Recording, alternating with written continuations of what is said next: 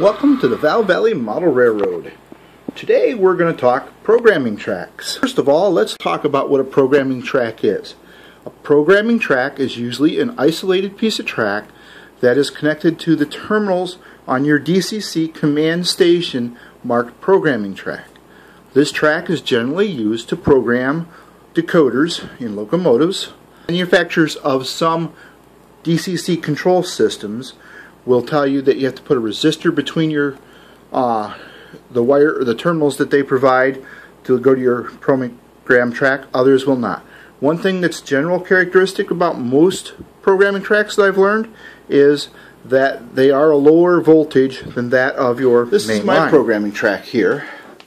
You notice it runs, and it actually ties into the main line here, but the bridge made a nice natural double insulator for it. So this is part of the block 2, and this is the actual programming track here.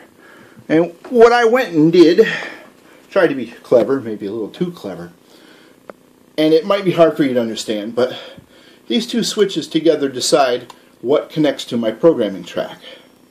And here's the programming track on the diagram, plugs into this switch. Now, if I put this switch down, that means that the programming track here is connected to the MRC station. And that means I can use my MRC to program things on the programming track. If I throw the switch up, that means that the programming track is connected to this switch, and this switch decides whether it's block 2 for regular operation or my PR3, which is a Digitrax programmer, because I use a lot of Digitrax decoders. And then I have the PR3 power switch here, and my PR3 is hidden right here. And without thinking, I just stopped the video here before I started this, and I put down my little table here that you see. It's actually kind of cool. It swings up, it has a little leg that kicks out, and I put my laptop there, and I got a USB cord plugs into PR3, and I can program my locomotives. And to put the thing away, you just kick that leg out from under it a little bit, and the table is gone. I did have my laptop on it before I started this, but I paused the camera and put it away because I don't need it there for the next. Should have left it because it would have been better to explain. But again, the nice thing about this is I can set there with those two switches in that configuration. The programming track is going through here to this switch to block 2. Now what that does for me is I have a couple articulated locomotives. Picking up a locomotive from this track to this track, a diesel, is okay. A pain, but it's okay. Picking up an articulated is tender, and everything else isn't so much fun. So that's why we set it up so that you could actually drive a locomotive down the main. You could seesaw across the bridge here onto the programming track. Once the locomotive's on the programming track, I can select the PR3 then and use my laptop and JMRI Decoder Pro to program it. Or if I don't want to do that, I throw the switch, this one, and I can program from my MRC handheld. If people are real interesting, I can show you the track diagram. Again, leave me or the wiring diagram for it. Leave me a comment. I don't have them made up.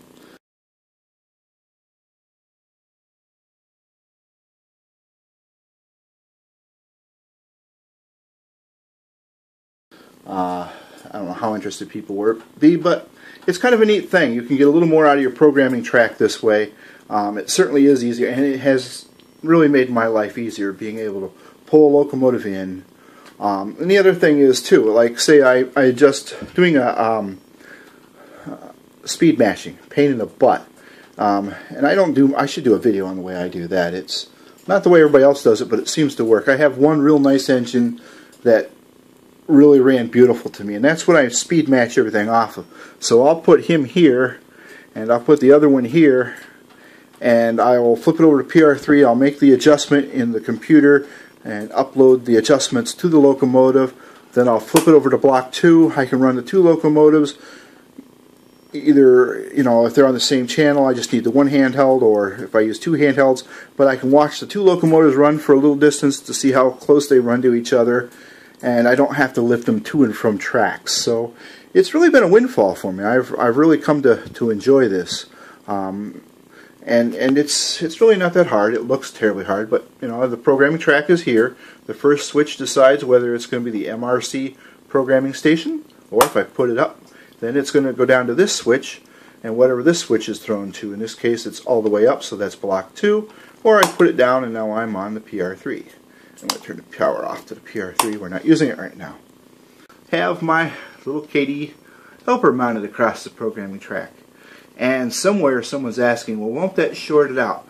Well, not if you cut the rail here and on the other side just before you mount this, so that the track, this going this way, is actually dead.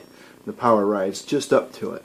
But it's kind of nice because it's an all-in-one track. I test my freight car couplers. I will tell you that when you're wiring them, it's very important to remember, what you see here is going to be backwards from the wiring schematic.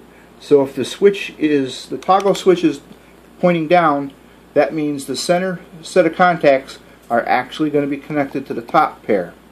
And if it's in the up position, the center contacts are going to be connected to the bottom set of contacts on the toggle switch.